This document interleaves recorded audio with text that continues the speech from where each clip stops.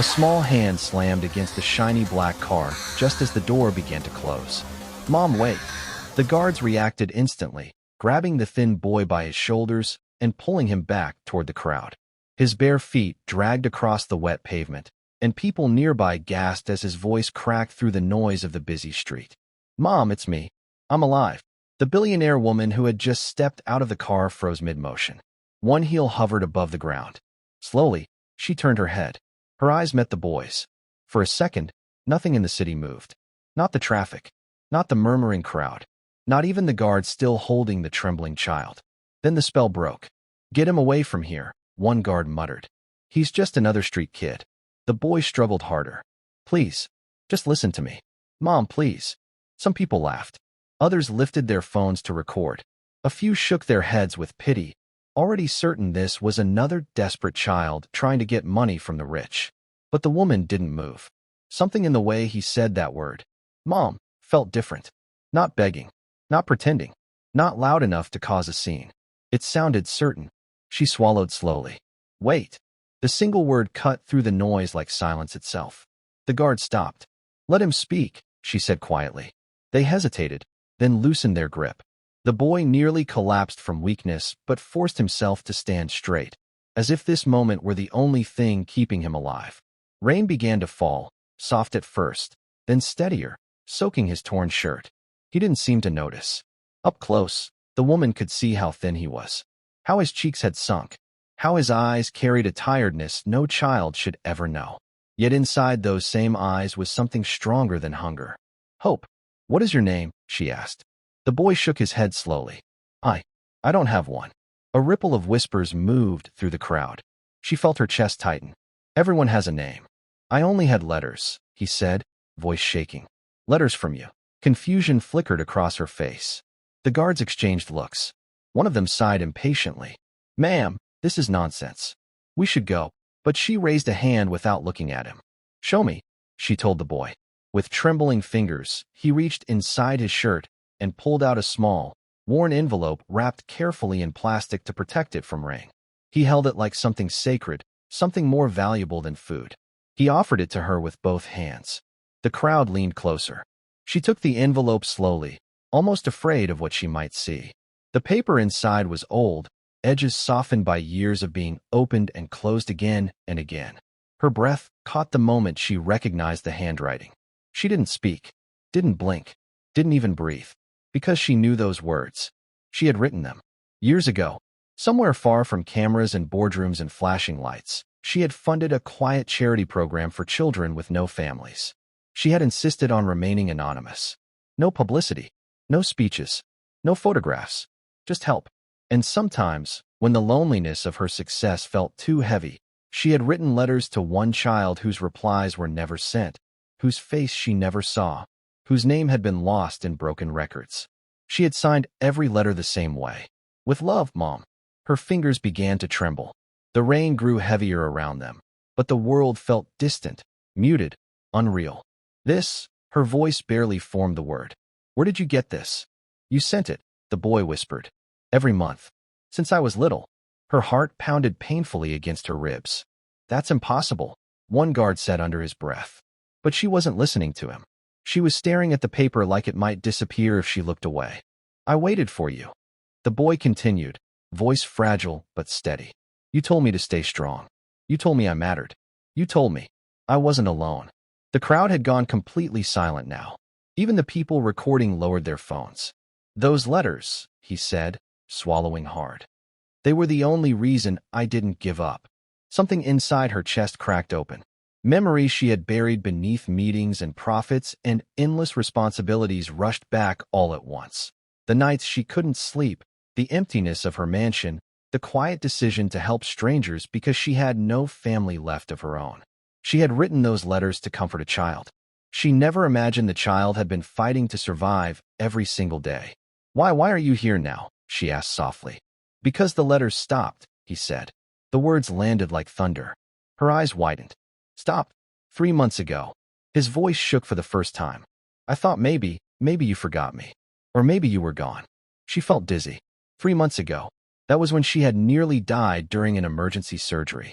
when her company had hidden the news from the public, when everything in her life had paused between life and death.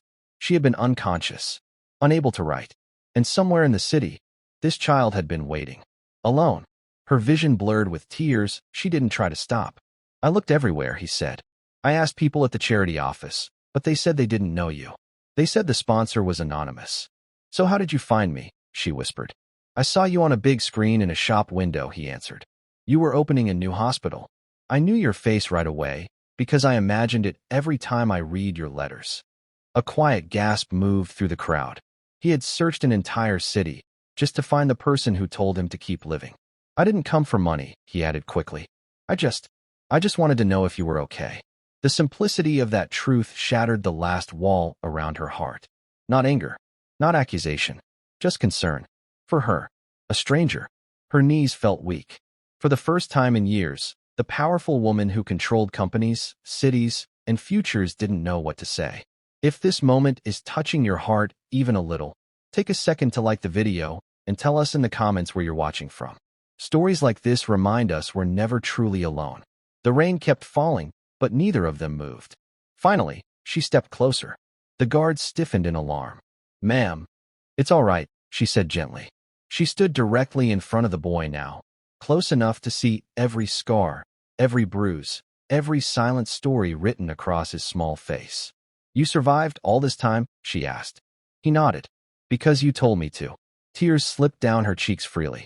Years of success had never made her feel as powerless as this single moment. "How old are you?" she asked.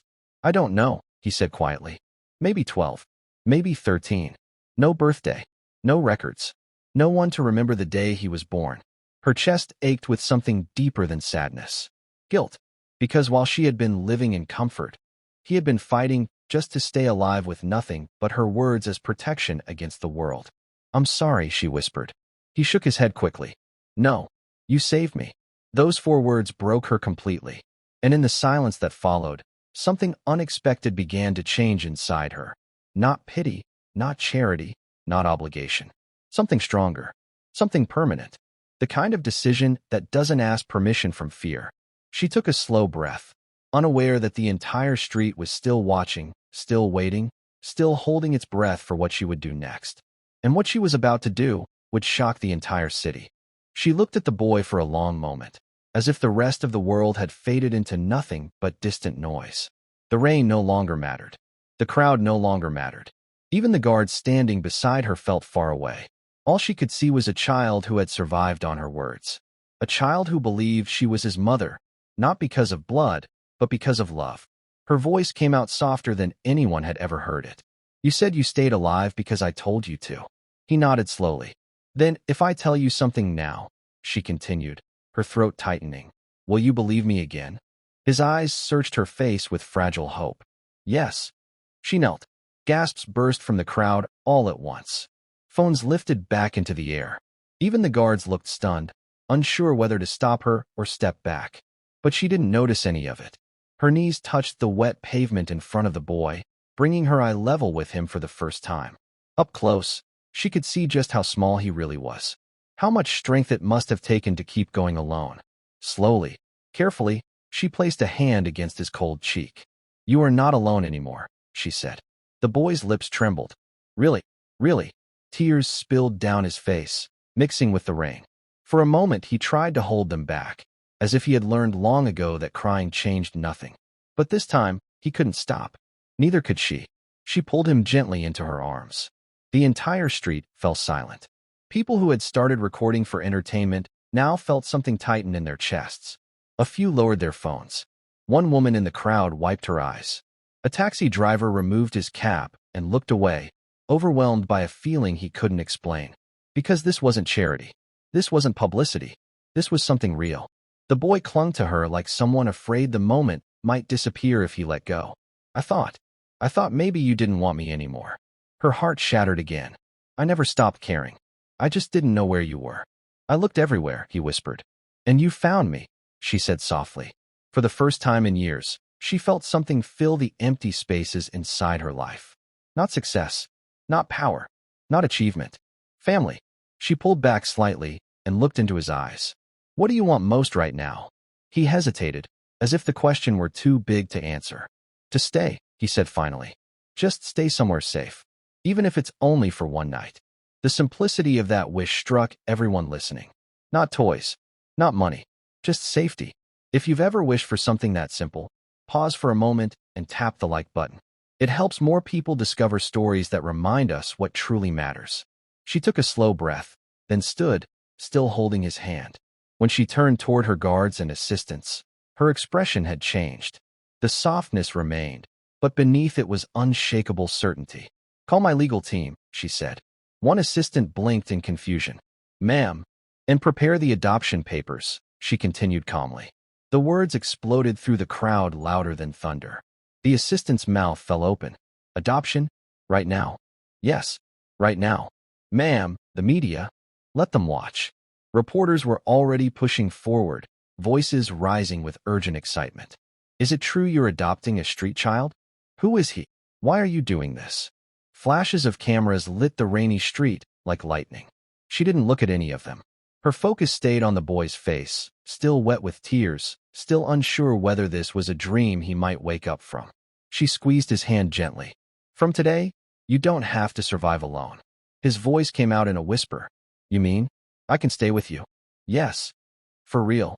For real. A sound escaped him, half sob, half laugh, the kind of sound a child makes when pain finally loosens its grip. The crowd began murmuring again, but the tone had changed. What started as curiosity was turning into something warmer, something hopeful, because kindness, when it appears unexpectedly, reminds people of the world they wish existed.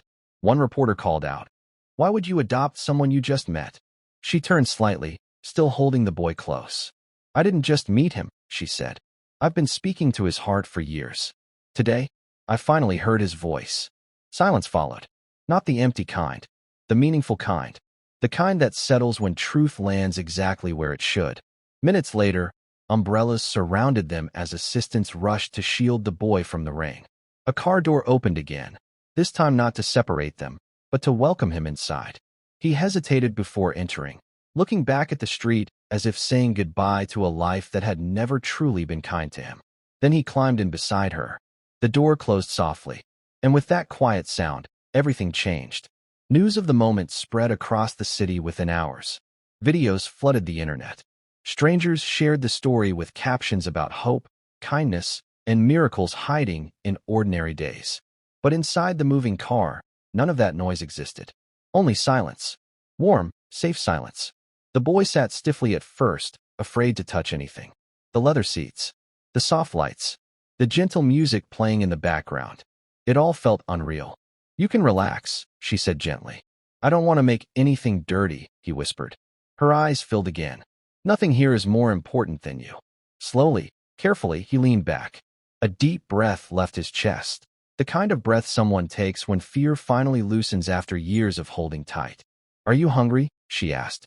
He nodded, embarrassed. A little. She smiled through tears. We'll fix that first. That night, for the first time in his life, he ate until he was full. Not rushed, not chased away, not watching to see who might take the food from him. Just eating. And she watched quietly from across the table, realizing no business victory had ever felt this meaningful.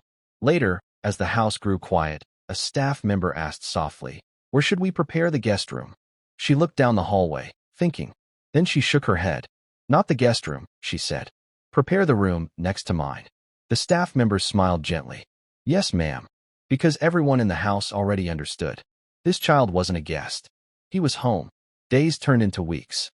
The city kept talking, but inside the house something calmer was unfolding. Small moments, quiet healing, laughter learning how to exist again. He chose his first real set of clothes. He saw a classroom for the first time. He celebrated a birthday, the day they guessed he might have been born. And each night, before sleeping, he paused at her door, not entering, just making sure the light was still on. One evening she noticed and called softly, Do you need something? He shook his head. I just wanted to say good night. Her heart melted every single time. Good night, she answered. Weeks later, the legal adoption became official. No grand speech, no dramatic stage, just signatures and tears and a quiet promise that this time, love would stay. On the drive home, He looked out the window at the glowing city lights. "Can I ask something?" he said. "Anything. Why did you really choose me?" She thought for a long moment before answering. "Because you reminded me," she said softly, "that love isn't something you wait to feel. It's something you choose to give." He nodded, holding those words carefully in his heart. That night, as darkness settled gently over the house, he stood once more at her door. But this time he knocked. "Come in," she said. He stepped inside, small and nervous but smiling. "Good night," he whispered. She opened her arms without a word. He hugged her tightly. And in that quiet room, the child who once survived on letters finally spoke the words he had waited his whole life to say out loud. "Good night, Mom." Tears slipped down her cheeks as she held him close. "Good night, my son." Outside, the city kept moving, unaware that in one quiet home, two lonely lives had just become a family. And sometimes, the most shocking miracle isn't wealth or power or fame, but a single moment of love, choosing to stay. If this story touched your heart, don't forget to subscribe, like, and share it with someone who needs a reminder that hope is still real. Because somewhere out there tonight, another life might be waiting for just one kind word to keep going. And just like that, a poor boy's whisper became a miracle the entire city would never forget.